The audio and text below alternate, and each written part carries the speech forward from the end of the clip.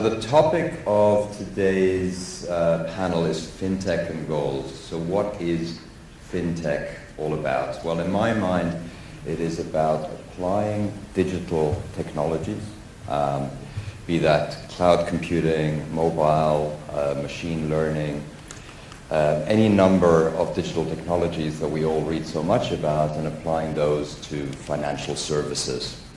And typically, fintech applications involve disintermediating established financial institutions. So a lot of the innovation you see is about introducing services that tend to disintermediate banks, payment companies, asset managers, or players in the capital markets. And really, in my mind, fintech innovation is about introducing services that are less complex, simpler, more transparent, and typically more cost-effective.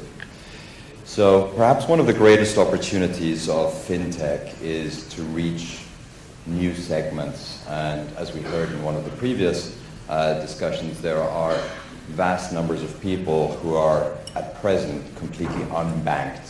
And that means they have no access to financial services, perhaps as many as 2 billion people around the world. And I'm sure many of you know that financial exclusion is one of the primary drivers or reasons as to why some people are unable to escape the poverty trap. So real potential opportunities, I think, for fintech to potentially alleviate some of those issues. And so I think these themes raise questions in terms of, well, what does that mean for gold? And I think technology plays a powerful role in potentially democratizing and broadening access to gold. If we just look at the last or so, innovation, be it through exchange-traded funds or the new breed of online-only gold providers, some of whom are represented here today, then we can see that this has really opened up access to gold.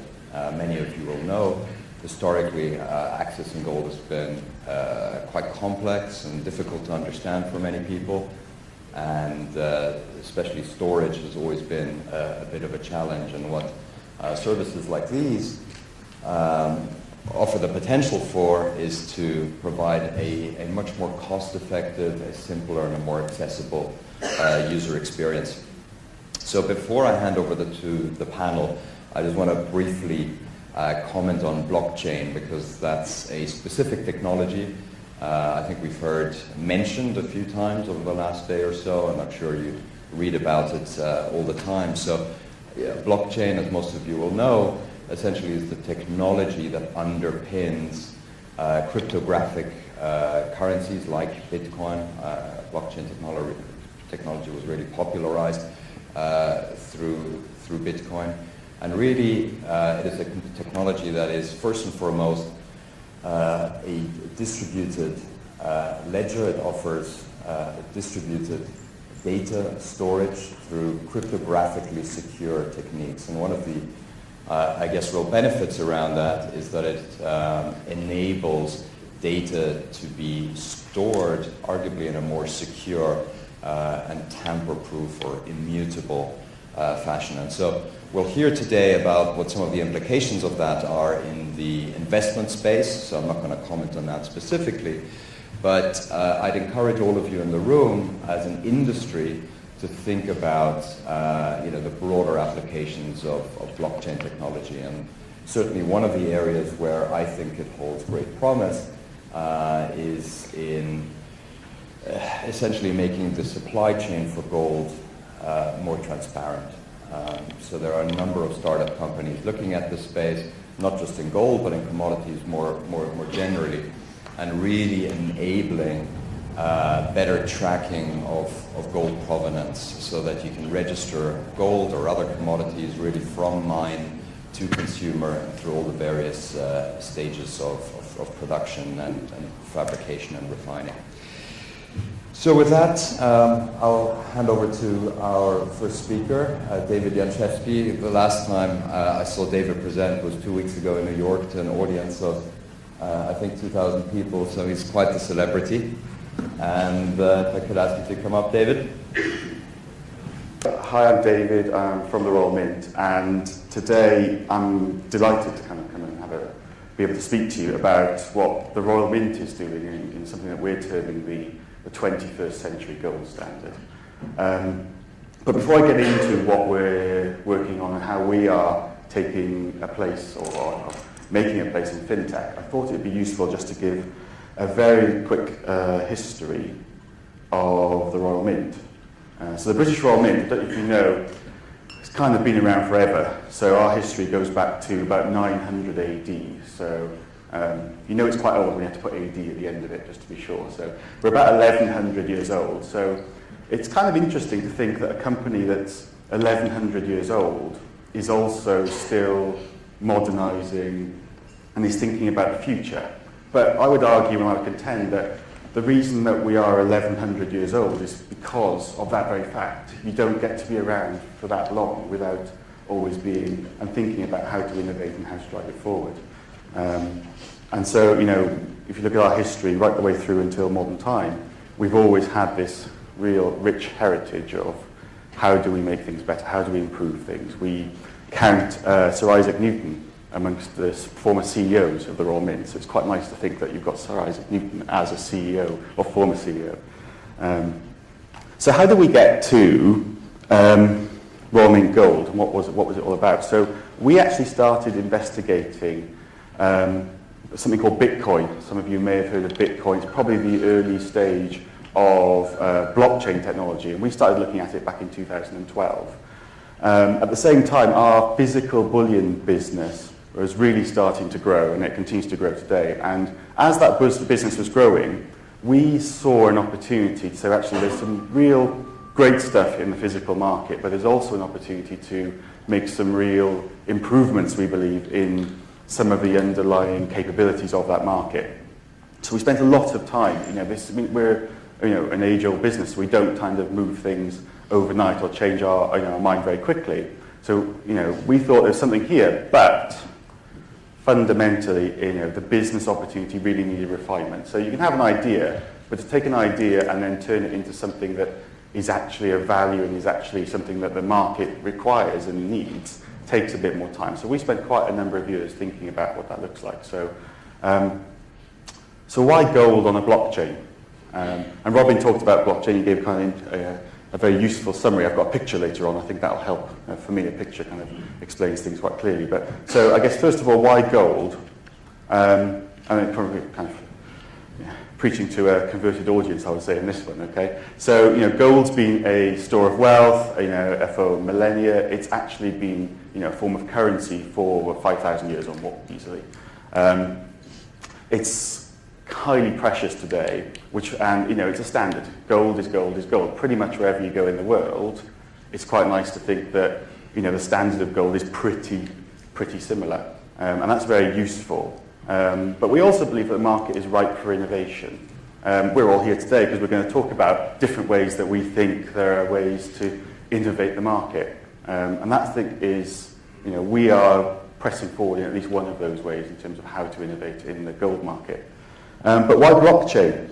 So, blockchain, it's a nascent technology, but I'd also argue it's been around for a long time. So, blockchain in its modern form has been around for over 8 years, which doesn't sound a long time, but when you think the modern smartphone is about 10 years old and how ubiquitous the smartphone is, actually blockchain technology, I would argue, is pretty robust, pretty stable. It's been around for some time. It really offers some true transaction efficiencies. So part of the benefit, and then what Robin talks about, the immutability, the ability to perform transactions in a much more efficient way, really is its core strength. And coupled with this whole decentralization piece. So you don't have to rely on one party. As I said, I've got a picture which I think probably kind of makes it a bit clearer. So this is an extreme example, I appreciate, but if you think about the kind of existing precious metal market, this is kind of the model. You've got a seller at the top and you've got a buyer at the bottom, and you've got a huge number of different parties involved in a chain in order to make a transaction. Some people in the room will actually be part of that chain, so I'm sure you'll be familiar with this. And depending on the type of transaction, there are fewer or greater number of steps. If I compare that to the principle of, a blockchain or a distributed ledger in terms of technology, basically it's the same parties involved, but they're all kind of connected. So you go from, if you like, a chain to maybe a web is the best way to describe it. And what this model tries to demonstrate is when you go from a transaction flow that has to go through multiple parties to one that can go peer-to-peer direct, you remove a ton of cost and you add a ton of value to everybody in that process.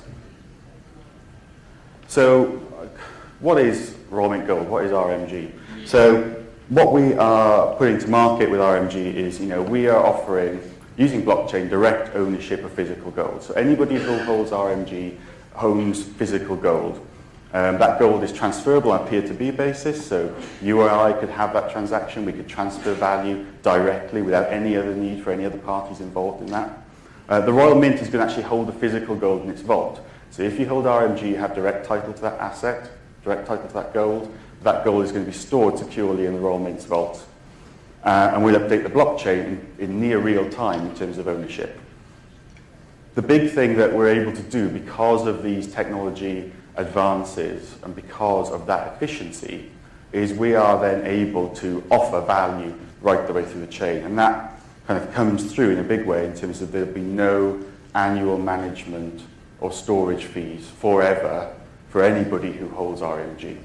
Now we think that's a really, really big step forward in the precious metal market, certainly with gold, because typically, gold is it's often referred to as a negative return investment. You have to, it costs you money to hold gold as an investment. It costs you in storage, it costs you in annual management fees. But we're stripping all of those away. We're removing all of those costs for anybody holding it. And therefore we think it's going to deliver best value.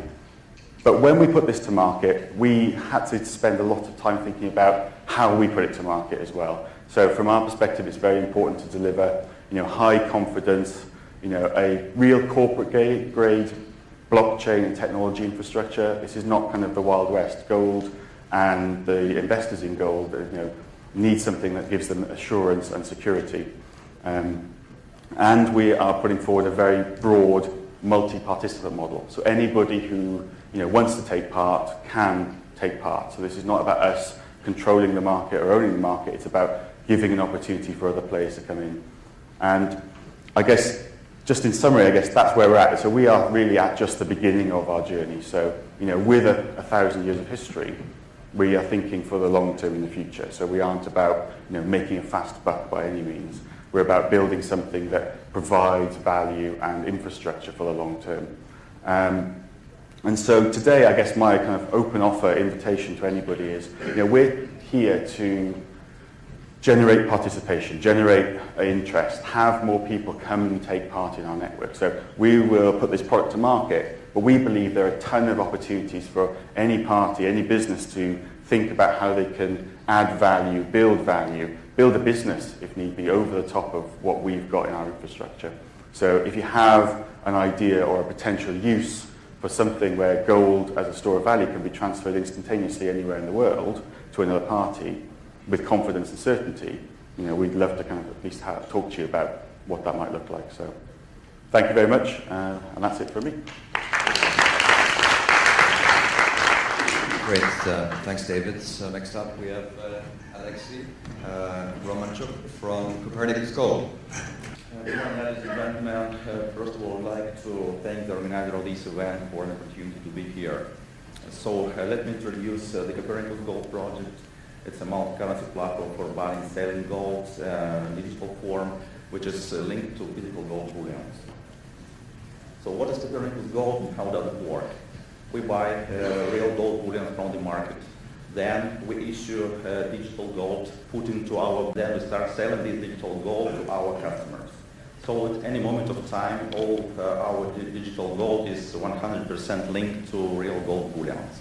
We use blockchain technology to provide more reliability for transactions, to make it more secure in the storage. Also, we have a very affordable system where you can start buying and selling gold from pieces of gram and also from maybe 1 cent or $10 and so on. We have a robust API that allows our customers to create their own application using our system and also to make easier integrations. So this slide is just about that Copernicus Gold is fully operating now here in Singapore for Singaporeans. So we provide lots of user interface, user-friendly interface like our web interface, mobile application, Telegram bot uses the application too. So why we're here? We have chosen Singapore and Southeast Asia due to a great interest to gold in the region, great interest to collection in gold, great interest to buy and sell in jewelry products. Who are our clients? The first category of our clients are so-called unprofessional investors. That's just people from internet who would like to invest in gold, but they think that current brokerage tools are very complex for them, sometimes maybe scary. So Copernicus Gold is not a trading platform actually. It provides a bit different approach to create a more simple user interface for buying and selling gold in digital form. And our customer also can convert digital gold to different currencies right in the system without the need to withdraw money outside. So you can just split your savings between gold accounts and other currency accounts in, for example, United States dollar, Indian rupee, and so on. Another category of our customers are so-called gold collectors. It's people who would like to buy some jewelry products in the future, but they can't afford it right now. They can start collect gold in digital form. For example, starting from $10 each month from the salary, and then after collecting enough amount of digital gold, they can go to the jewelry shops and buy jewelry products using cash or buy jewelry products directly using digital gold. So we think that we can be useful for jewelry shops from this point of view because we can extend their number of clients due to these gold collectors who can convert their digital gold to the real jewelry products. Also, we can provide a solution for these jewelry shops for hedging their risk, but by a bit more simple way. So we can be also useful for the whole gold industry because we think that participants of this gold industry may use our digital gold for organizing settlements in gold because it may increase liquidity in the system, and also in some cases we think that there is no need to do settlements in using real gold bullions. They can be replaced in some cases by just digital gold transfers.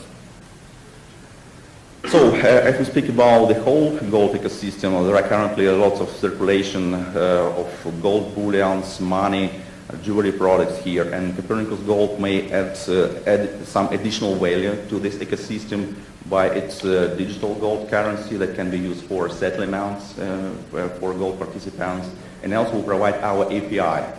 Our API, like application programming interface, is a way to facilitate integration of different participants of this market. Also, this API may attract additional players to this market. What I mean? API may attract additional fintech companies. They will come to this gold market. They will create their new beautiful application for example, savings in gold, for lending in gold in form of P2P loans, and so on. So, and the number of participants may grow starting from this point, and of course the number of clients may be also increasing, from not only from point of digital gold, but also from point of buying real gold bullions and products. So we use blockchain technology. It means that always our transactions will be low cost, they will be always fast, and also they will be transparent from the point of regulators, and from the point of customer they will be quite reliable. We have also a solution for unbanked clients. It can be done via our USSD technology. This technology allows to work without internet connection at all, just only using cellular networks. So it can be useful for distant regions. For example, usually these clients don't even have bank accounts, but most of them have a feature phone, a very simple phone and phone number. They can open accounts and take participation in settlements. So, because we're a fintech startup, we just have launched about 2-3 weeks ago, and for us, a very important question of trust. So here we speak about the concrete steps that we are doing currently to increase this trust. So we store all our bullions here in Singapore. It's one of the safest storage in the world. We perform strong KYC ML procedures and the identification procedure because we're a team of ex-bankers. We understand the importance of these operations. So according to the Central Bank of Singapore, we are a storage value facility operator, and our team has 3 professors of mathematics and economics. They create mathematical models for liquidity management, for management of reserves, because for us it's a very important thing, because we always buy gold bullions to provide liquidity for our customers, so that we need to manage this reservation. So also we have great banking experience, and we created lots of different security internet banking applications in the past, so that of course we bring this experience to a new application. So in couple just facts about our project. Our project started more than 3 years ago. Our team contains bankers, also scientists, developers, lawyers, and so on. We established a company here in Singapore in the previous year, and also attract some investment in the previous year. So thank you very much for your attention. I would like to invite you to our booth if you have some additional questions. So thank you. Next up we have Brian Lam from Gold Silver Central. Morning, distinguished guests, friends from the industry. The past few days has really been an eye-opener. Thank you for sharing so much. I'm still learning in the trade, and I think I need to give you a little introduction of who is this young guy here. Oh, this year, so much more well-known in the industry or have a lot of experience. So allow me to share a little about myself, and then next I'll talk about Gold Silver Central, who we are, and what technology do we bring to the businesses in Singapore and Asia. I'm the managing director of Gold Silver Central. I grew up in a family of jewelry shops and pawn shops, so I do know the problem faced by these businesses. And of course, these are all very backward industry, I would say, especially my family business. So this is something that we want to move out of, and the pain points that we have realized, and also what individual investors that I've met, some of the things that they were asking for. So what we have on Gold Silver Central, we actually launched the GSC Live, which I will talk a little more. Okay, so Gold Silver Central, we are a member of the APPMC. We also are very honored to be an authorized distributor, the only one for the Perth Mint Certificate Program and Depository Program. And we also recently just got the distributorship for TXY Product Singapore, which is the Sichuan Tianze. It's also a LBMA Good Delivery Refinery Products. So here at Gold Silver Central, we really believe that gold is more than just a physical asset. We see it as a currency. We want to make all the precious metals that clients buy with us more useful. So you see a lot of our products that we have, besides storing for customers at secure places, of course in LBMA approved vaults. We do have a collateral loan for clients to actually be able to draw short-term liquidity. We do have the savings accumulation program built on what we have on the GSC Live. So clients as low as $5, they can actually accumulate daily. So we actually buy for them daily at 10 a.m. Clients can accumulate and choose to take delivery of the physical metal that they accumulated with us. So this is the first, I would say, Singapore that we actually launched, and I don't think there's any product yet for this. And so far, we have got a very good response from customers. And of course, we do have a private wealth section that a lot of clients actually hold a lot of precious metals in vaults. So what do they do? So what we can do is to structure certain bespoke products for customers depending on what they're looking for, whether they're looking for a yield, whether they're looking to protect the downside, or there's a price level that they want to sell. These are some of the things that we can assist to build a bespoke product for them. And recently, we came into a numismatic too, because this is a market that a lot of clients are looking at and not really readily available in Singapore. Okay, so I want to share GSC Live. What GSC Live can do over here is we can create customized contracts for customers. So for example, in Singapore, we do have customers who are trading on 100 gram and a kilobar in Sing dollar. So what we can do is these are fully priced contracts that customers can place a buy limit or sell limit. So if they have a buy limit for, let's say for the businesses in Singapore, they require gold. They have a certain price level that they're looking to buy. So they just have a buy limit. They go to sleep next morning. If the price has gone down or at the price level that they want, it'll be triggered and we deliver the gold bar to them. So this is something that helps a lot of them, and each denomination is small. depending on what they're looking for. Over here we have 100-gram contracts.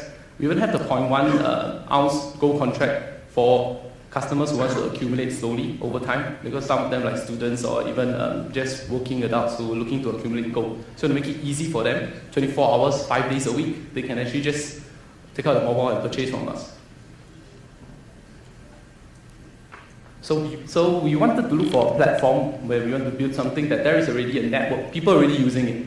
So we chose MT4. MT4 have millions of users. A lot of investors and traders already use MT4. And this is something that is easy for us to reach, because everybody can just take out their mobile phone. It's already in their pockets. We don't need to reinvent the wheel to teach them to use another platform, our platform. So what we do is we create a server, we create a whole infrastructure on how we can deliver physical through MT4, which we coined it GSC Live. Because over here it's all physical, clients can buy, can sell, and we can create a lot of different contracts for different customers, and this will help them to assist in purchasing in smaller denominations, or even for businesses to cover their risk, because we ourselves are dealers. So previously I had the issues of having a lot of residuals in my transactions when I sell to customers and things like that. I have a lot of exposure. Even for the jewelers out there that are just selling every day maybe a few 100 grams, how do you cover the risk? So with this platform, we can actually assist customers and businesses to be able to cover the risk fully, because we have LPs behind us that actually be able to take on all our different denominations. And of course, besides that, we are also able to allow clients to take physical delivery in our GSC vault networks. It can be in Singapore, it can be Hong Kong, it can be in Bangkok. So these also create convenience for customers, and those customers who are having metals with us, they can actually transfer to one another, because we have onboarded them properly, and within this network, we can assist them to do things like that, and it becomes very liquid. They can actually sell some, and then we can actually send the money back to the account. Effectively becomes, to us, it becomes like a currency. The clients can actually use their metals and take delivery in different parts of in Asia for now. So in Hong Kong, Bangkok, or Singapore, that's what they can do.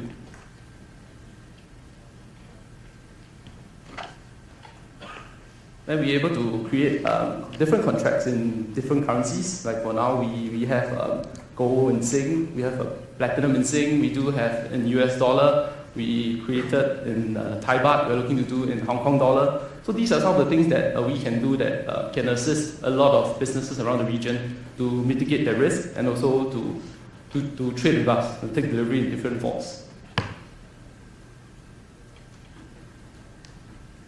Another interesting thing that a lot of customers like is that previously if you buy 1 kilo gold, because 1 kilo gold makes more sense, per gram is the cheapest. So if you want to sell it, a lot of people say, oh, if I buy this, I need to sell 1 whole kilo bar. Can I sell it in denominations smaller than that? We can't, because it's a physical asset.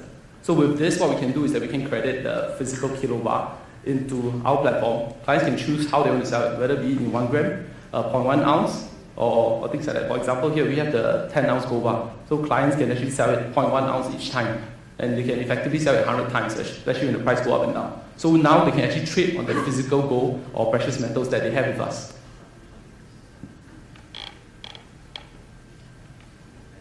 Yep, so in summary, GSC Live aims to solve a lot of issues like accessibility, convenience. It saves costs for businesses and for individuals to be able to take part in or to save in precious metals like gold, silver, or platinum.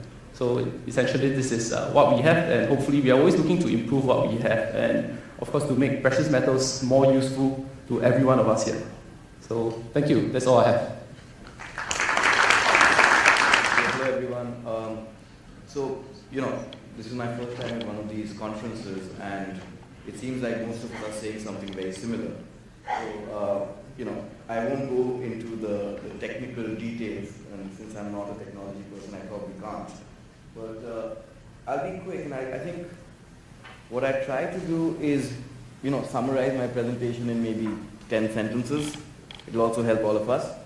But I think the fundamental question, and I'm wearing a very India lens, so anyone who wants to kind of actually start, exploring the Indian market, this presentation is probably more relevant.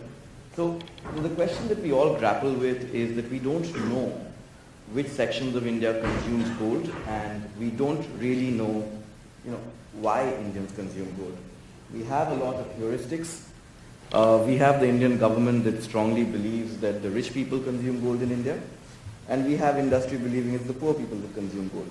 These of course have policy implications in terms of taxation, etc. And there's also no really clear data as to why Indians consume gold.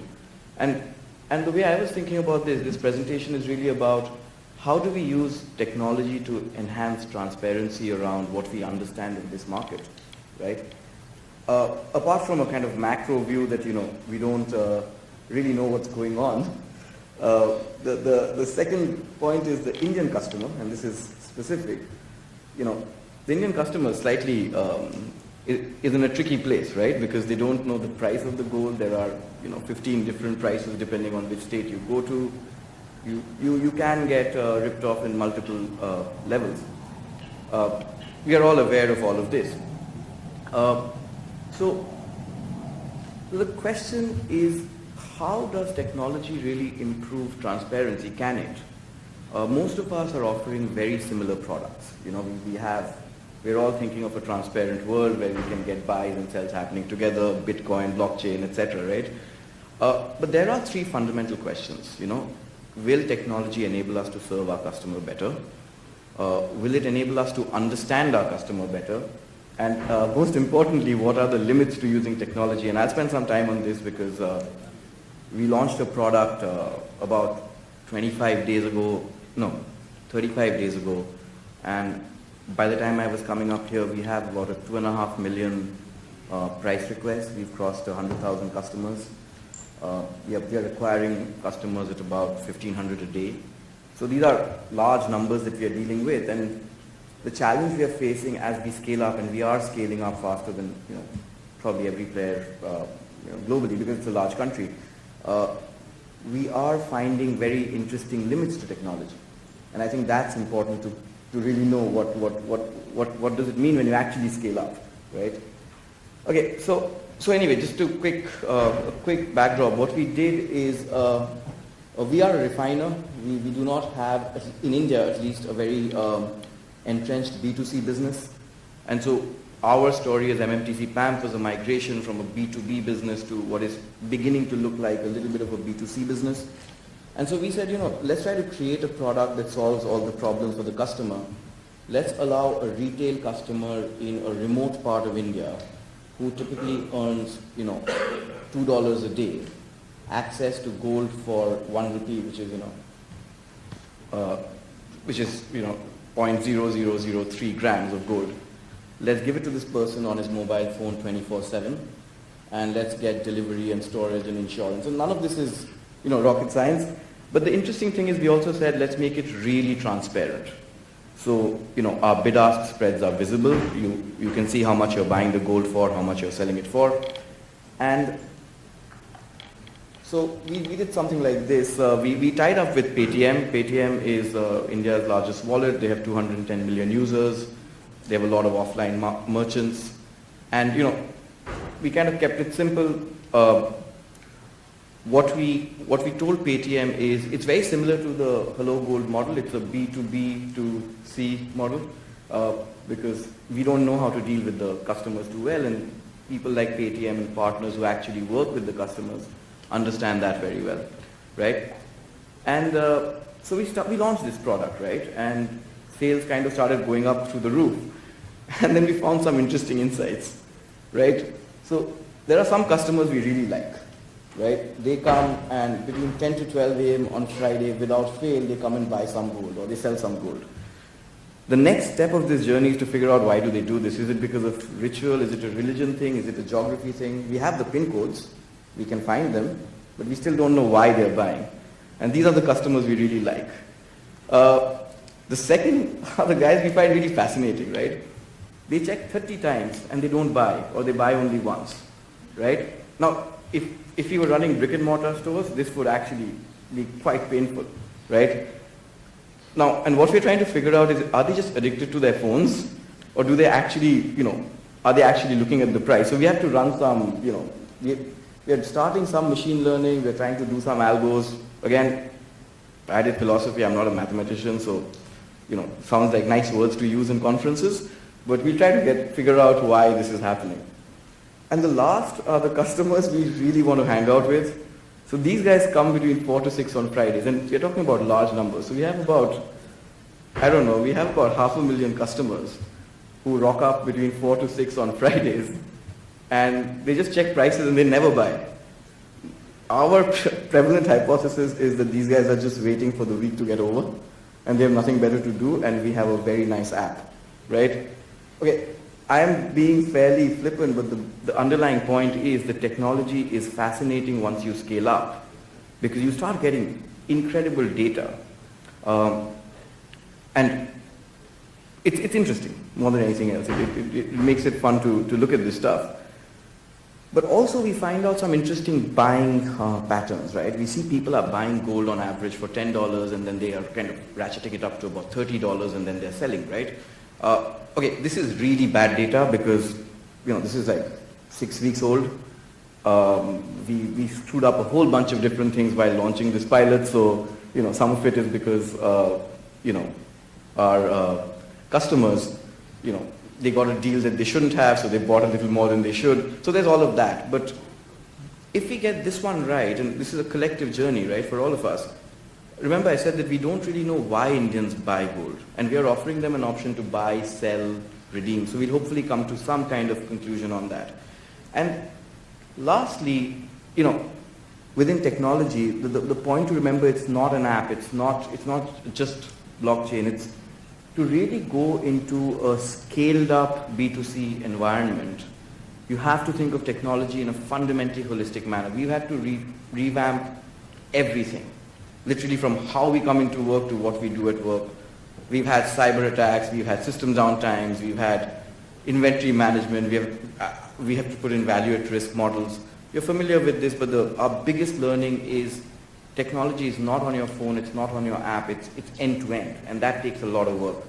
And lastly, and I think I've got 30 seconds, I'll be very quick. We have pissed off a lot of customers.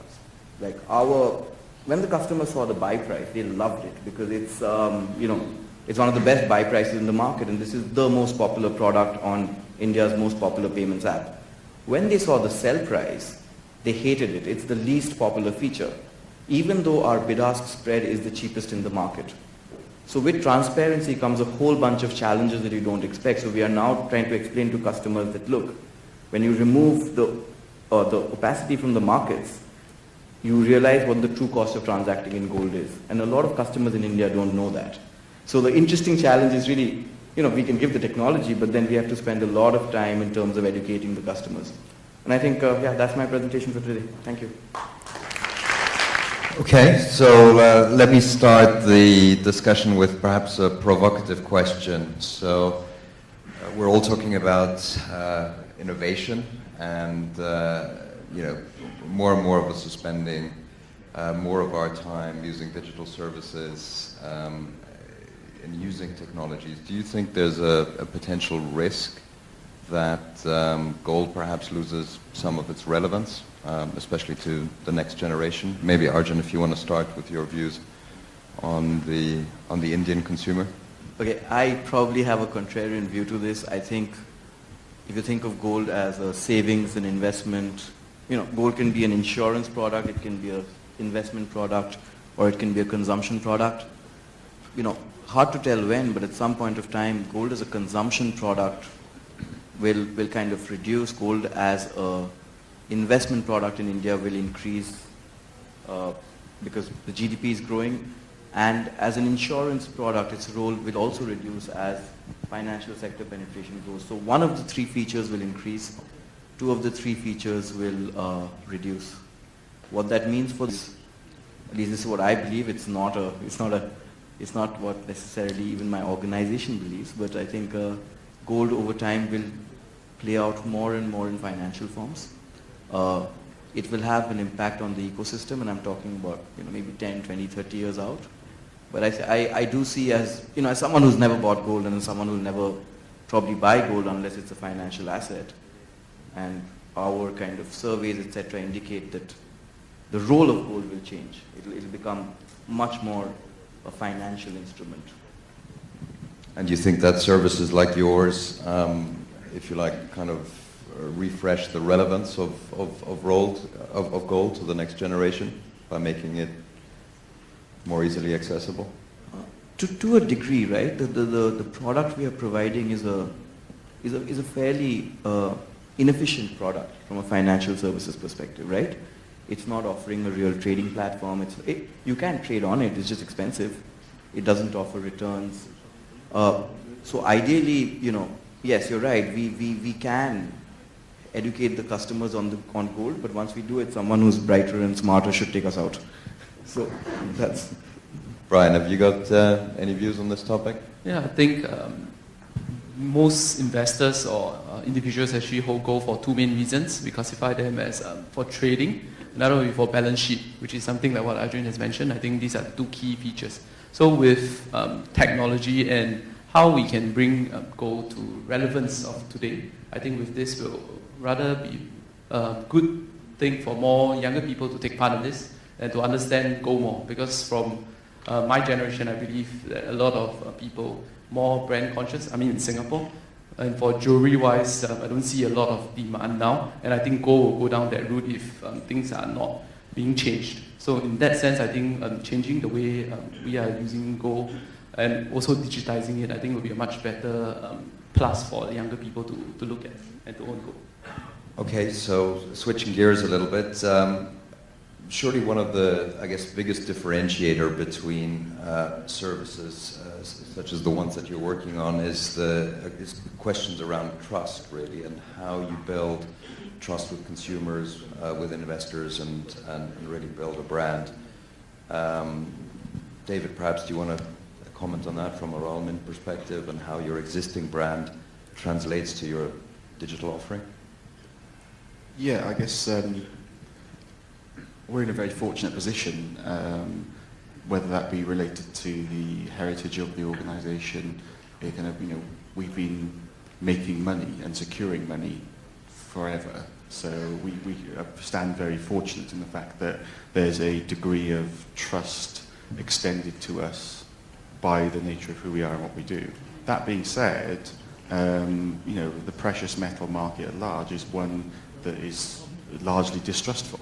There's always, even with what we're putting to market, we are, offering the ability to take physical delivery.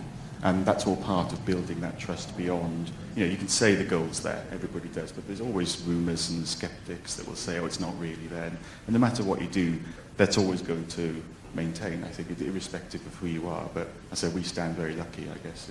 We start from a very strong base in terms of, our heritage and our history. Right. How do you think about this question, Alexia, as a startup, in terms of building trust with new consumers, and particularly in terms of, I guess, how you've designed some of the safety considerations and sort of transparency aspects of the offering, with that in mind? Yeah, as I told him during my presentation, for us it's a very important question of trust, because we're just fintech startup. Nobody knows about us, especially here in Singapore. So, and we, of course, also deal with these technologies like blockchain technologies. And for the most participants of these markets of blockchain technology, the problem of trust is very crucial, because they do some operation that may be not regulated now. But also, currently in Singapore, we use a strategy of being regulated, despite we don't need a special license, like banking license, here to operate here in Singapore. But if somebody gave this license for us, we would like to accept it, of course, because we think the license and it would be just a way to increase this trust to the service. But how do you give investors real confidence in the custody arrangements, in their legal entitlement and ownership of the gold, and can they get it physically delivered or essentially touch the gold? Mm-hmm. Yeah, this problem also exists here in Southeast Asia, because there is a cultural tradition to touch gold always, because people need to understand where the gold is really stored. Currently, we use storages here in Singapore and Freeport zone, but also we consider some also zones like storage in banks. And for customer point of view, we can do the following things, like providing certification of that really we have bought this gold with bullion numbers. We can provide a statement from our gold partners where that we exactly have this gold in the storage. We're also trying to do third-party audit for our gold storages, because these may provide additional proof of existence of gold. Right, thank you. Brian, what do you think are the most important safety considerations in designing a product like yours? Well, the most important part, I believe, would be the physical deliverable portion. And I think clients want to have confidence that we know what we are doing. So generally, we'll tell them, we arrange in some of these high net worth individuals who are buying quite a big sizable amount. We'll invite them to our free port, take a look at our physical. If they want, they can touch some of our clients we experience. We in fact bring them through the whole experience. When a shipment actually comes to Singapore, we cut it open, let the clients actually feel the whole counter bars, check everything, and until they're happy, then we'll put it inside the vault, and then we take pictures of it in the seal bags, we issue them certificates, and monthly we give them statements. So I think these are important parts to give confidence to customers, especially when gold is a big part of their savings. So another question I have is, most of you, I guess, have focused on the aspect of buying and selling gold cheaply and having it securely vaulted, stored on the customer's behalf. Are any of you exploring opportunities around gold facilitated payments, gold-backed cards, things like that? Or do you largely consider such services to be gimmicks or just sort of add-ons? Maybe Arjun, if you want to. So we are. So you know how wallets are structured in India is that, you know, to buy a movie ticket, the wallet provider will give you cash back, right? So now we're converting some of that into gold back. So and the next step of that phase is to be able to pay for your retail transactions with some, you know, to convert your gold to cash and then pay for it. It has to be a two-step transaction from a, you know, legal perspective.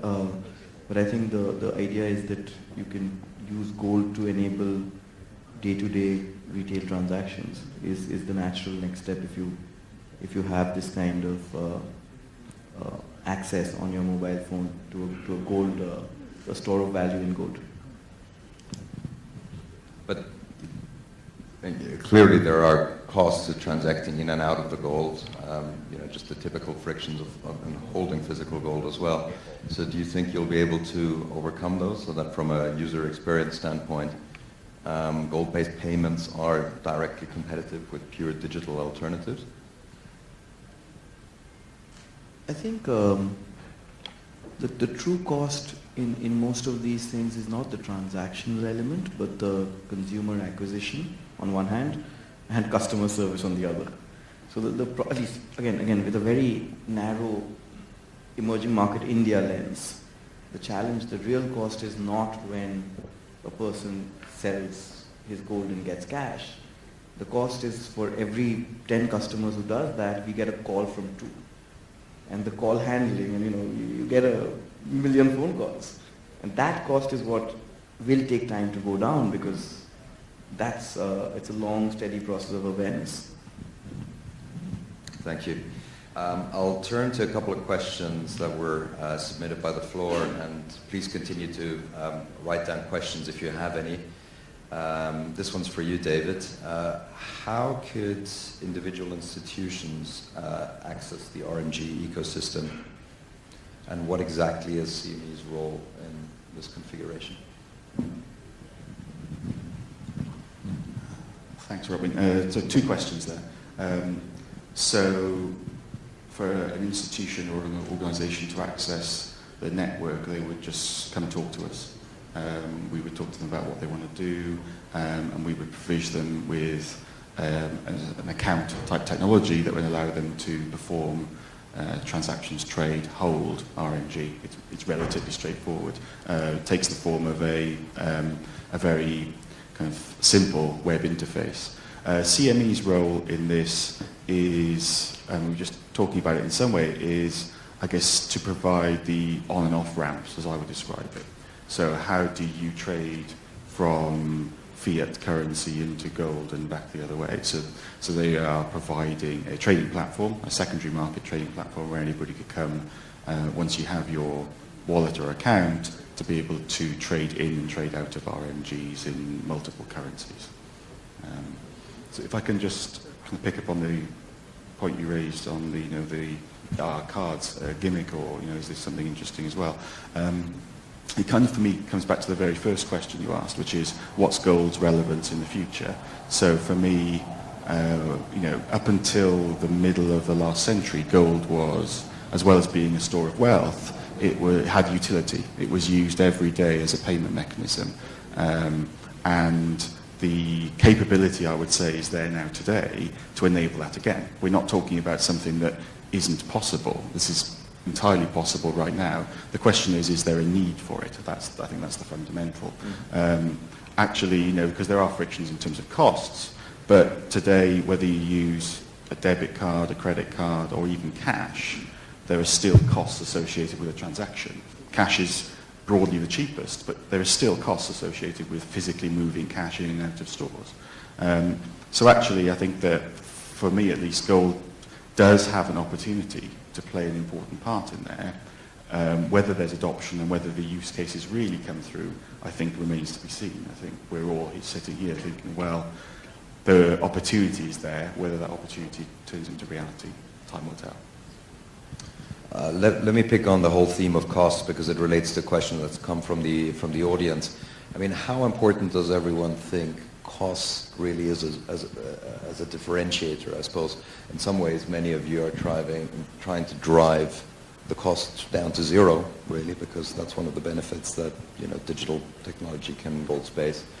But then equally you have costs to cover. So I get the sense you're all at a minimum trying to be very transparent about your cost models, which is great. But how important do you think the actual fee levels are in terms of buying and selling, and conversely on storage? Maybe Arjun, if you want to start. We've been struck with something very counterintuitive, right? So we've offered a transparent cost structure. And as I was saying, right, the net promoter score when a customer buys is the highest that Paytm has ever seen. The net promoter score when the customer sells is -87, which is 9 out of 10 customers say we'll never touch this product again. And we are kind of breaking our heads on this, because we are like, this is the cheapest bid-ask spread in the market. I mean, because of all the digital reasons, right? And but give us a sense. What's the all-in cost so all to go in in, and then all in would be around 4.5% all in, transaction cost, payment gateway charges, hedging, everything put together. And this is transparent compared to. And then the same on the way out. Oh no, I'm talking about end to end. Oh, okay, end to end. Okay. End to end, 4.5%, 5%. We're thinking of acquiring customers, and so it's and in the Indian system you got 2% in tax and payment charges, etc. So you're not talking about margins here. Compared to if the same customer were to do that physically, they face a bid-ask spread all in of 6 to 8%, right? And yet we are getting killed because people are like, this is a bad product. So the kind of so what of all of that is, I am beginning to see that transparency is beautiful. It tells us which customers we want to hang out with, right? But it's a journey, especially in an emerging market. So cost alone is, it's unexpected, these findings. So it's going to take us some time to educate the customer before they see this. Yeah, it's a generational education for people actually becoming aware as to what costs they've implicitly always been paying without realizing. Brian, what's your view on costs? I guess you're also focusing on very, very active traders using the MetaTrader platform. Presumably they're laser focused on costs, and how low have you been able to drive those?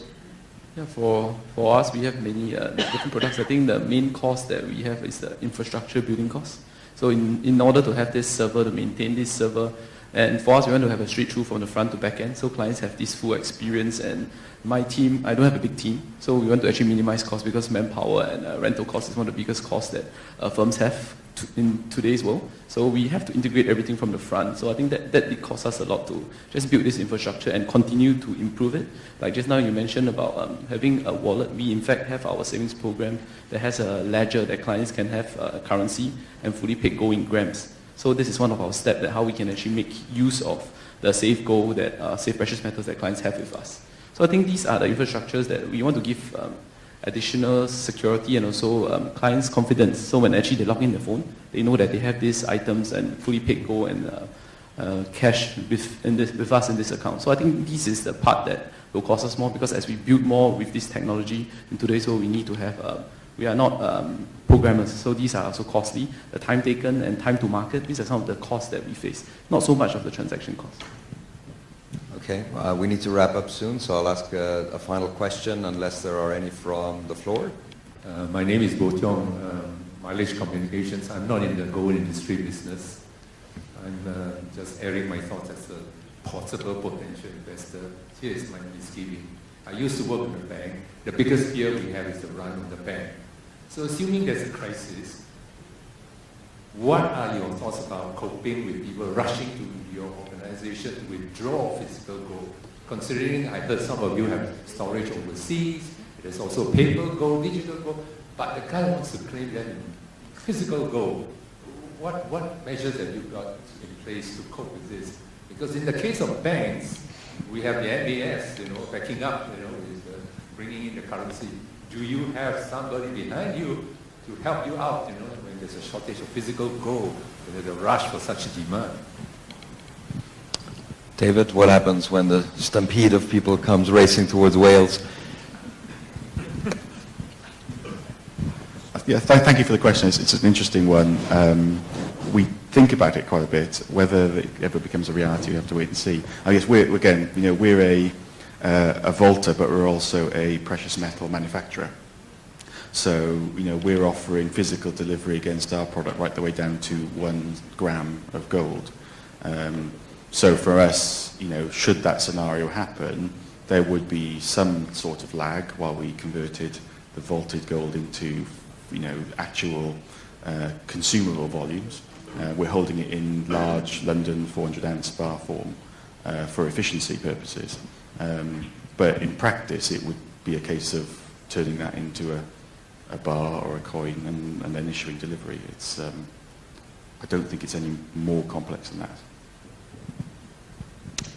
So last question, and I'll let one of you volunteer to answer. What is this space going to look like in 5 years' time? I mean, right now, there are dozens of providers working on concepts like yourselves. Do you think that this space is going to consolidate and that we'll see the emergence of perhaps just a handful of global digital gold providers, or will there continue to be lots of regional variation with lots of competing providers? Alexei, do you maybe have thoughts on that? Of course, we are, as a digital gold provider, we really thought a lot about that we can use these facilities of digital gold to organize some settlements, but we think that still this market is separated into different pieces, and there is no existing ways to organize settlements in gold globally. Just we only try to apply this approach in this region maybe. So maybe it will give some results in the future. Well, I think it'll be fascinating to see how this space develops, and I'm sure you'll take great interest to see how these gentlemen's products and services do in the market in the coming years. So good luck to all of you, and thank you very much. Big round of applause to our panel, please. Thank you very much, John.